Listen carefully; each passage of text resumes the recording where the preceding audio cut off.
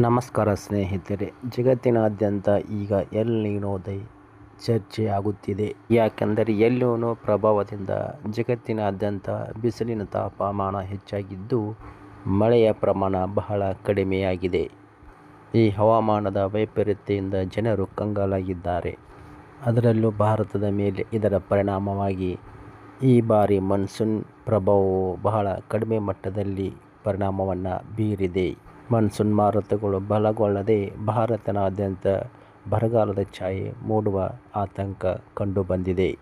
ಕಳೆದ ತಿಂಗಳಿನಲ್ಲಿ ಮಳೆ ಪ್ರಮಾಣ ಕಡಿಮೆಯಾಗಿದ್ದು ಜೂನ್ ಅಂತ್ಯದ ವೇಳೆಗೆ ಸ್ವಲ್ಪ ಮಳೆ ಆಗಿ ರೈತರಲ್ಲಿ ಭರವಸೆಯನ್ನು ಮೂಡಿಸಿದ ಮಳೆ ಮತ್ತು ಜುಲೈ ಮೊದಲ ವಾರದಲ್ಲೇ ಕಣ್ಮರೆಯಾಗಿದೆ. ಆದರೆ ಕೆಲವೊಂದು ಪ್ರದೇಶಗಳಲ್ಲಿ ಮಳೆ ಆಗುತ್ತಿರುವುದನ್ನು ನೋಡಿದರೆ ಕೆಲವೊಂದು ಪ್ರದೇಶಗಳಲ್ಲಿ ಬರದ ಛಾಯೆ ಮೂಡಿದೆ. ಪ್ರಸ್ತುತ ಹವಾಮಾನ ಇಲಾಖೆಯ ಪ್ರಕಾರ ಬಂಗಾಳ ಕೊಲ್ಲಿಯಲ್ಲಿ ಕಡಿಮೆ ಒತ್ತಡ ಪ್ರದೇಶ ಉಂಟಾಗಿದ್ದು ಇಲ್ಲಿ ಗಾಳಿಯ ವೇಗ ಕಡಿಮೆಯಾಗಿ ಗಾಳಿಯು ಮೇಲ್ಮುಖವಾಗಿ ಚಲನೆಗೊಳ್ಳುತ್ತಿದ್ದು ಮೋಡಗಳು ರೂಪುಗೊಳ್ಳುತ್ತಿದೆ. ಈ ಒಂದು ಆಶಾಕಿರಣದಿಂದ ಭಾರತದಾದ್ಯಂತ ಮತ್ತೆ ಮುಂಗಾರು ಚುರುಕುಗೊಳ್ಳುವ ಸಾಧ್ಯತೆ ಕಂಡುಬಂದಿದೆ ಎಂದು ಹವಾಮಾನ ಇಲಾಖೆ ವರದಿಯನ್ನು ನೀಡಿದೆ.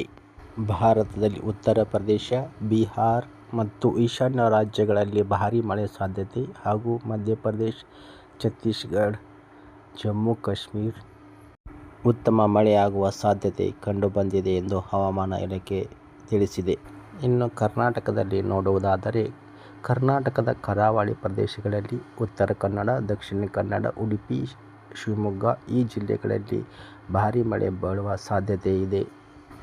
ಉತ್ತರ ಒಳನಾಡು ಹಾಗೂ ದಕ್ಷಿಣ ಒಳನಾಡುಗಳಲ್ಲಿ ಸಾಧಾರಣ ಮಳೆ ಬೀಳುವ ಸಾಧ್ಯತೆ ಇದ್ದು ಹಗುರದಿಂದ ಮಳೆಯಾಗುವ ಸಾಧ್ಯತೆ ಇದೆ.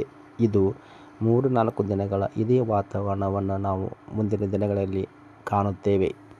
ಅಷ್ಟೊಂದು ದೊಡ್ಡ ಪ್ರಮಾಣದಲ್ಲಿ ಕರ್ನಾಟಕದಾದ್ಯಂತ ಮಳೆ ಬೀಳುವ ಸಾಧ್ಯತೆ ಬಹಳ ಕಡಿಮೆ ಇದೆ. ಇದರೊಂದಿಗೆ ಇನ್ನು 4 ದಿನಗಳ ಕಾಲ ಉಷ್ಣತೆ ಪ್ರಮಾಣವು ಸಹಿತ ಹೆಚ್ಚಾಗುವ ಸಾಧ್ಯತೆ ಇದ್ದು ಇದರೊಂದಿಗೆ ಅಲ್ಲಲ್ಲಿ ಸಾಧಾರಣ ಮಳೆ ಬೀಳುವ ಸಾಧ್ಯತೆ ಉತ್ತರ ಹಾಗೂ ದಕ್ಷಿಣ ಒಳನಾಡಿನಲ್ಲಿ ಕಂಡುಬರುತ್ತದೆ. ಇನ್ನು ಕರಾವಳಿ ಜಿಲ್ಲೆಗಳಲ್ಲಿ ಹಗುರದಿಂದ ಭಾರೀ ಮಳೆ ಬೀಳುವ ಸಾಧ್ಯತೆ ಇದೆ ಎಂದು ಹವಾಮಾನ ಇಲಾಖೆ ತಿಳಿಸಿದೆ. ಧನ್ಯವಾದಗಳು.